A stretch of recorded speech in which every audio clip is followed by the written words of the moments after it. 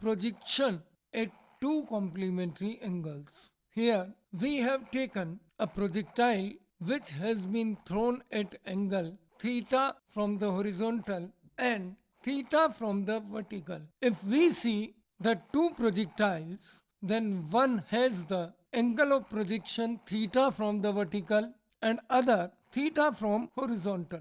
If we see angles of the projection for the two projectiles with respect to horizontal, then we can say one projectile is projected at angle theta and other projectile is thrown at an angle 90 minus theta from the horizontal. The velocity of projection is same for the both. They will achieve different maximum heights but will have same range. Here angles whose sum is 90 degree are called complementary angles. So by taking this definition into consideration, we can say that angle theta and 90 minus theta are complementary angles. If we take angle of projection to be theta in the first case, then we can say the horizontal range for the first projectile thrown at angle theta from the horizontal, maximum height attained h1 can be written as u square sine square theta divided by g, and obviously time of flight t1 can be written as 2u sine theta divided by g. While for angle of projection pi by 2 minus theta, we can write range R2 equal to u square sine 2 times 90 minus theta divided by g, the acceleration due to gravity, which can be further rewritten as u square sine 2 theta divided by g.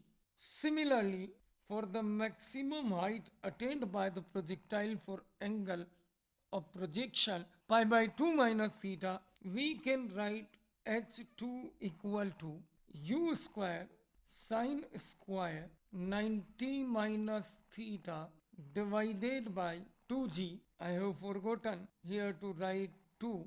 So now result comes u square sine square theta by 2g in the previous case, which can be simplified as u square cos square theta divided by 2g.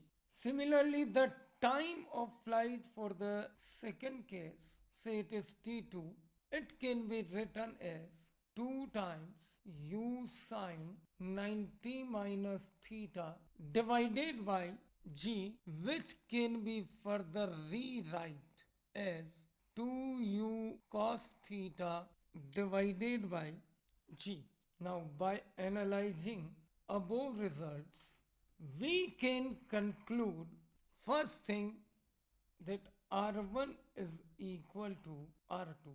R1 is the range for the angle of projection theta and R2 is the range for its complementary angle 90 minus theta. The second conclusion is about maximum height attained by these projectiles for angle theta.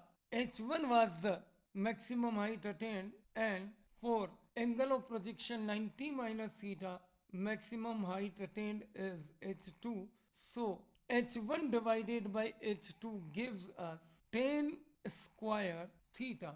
The third result, which can also be written here, is about time of flights in the two cases.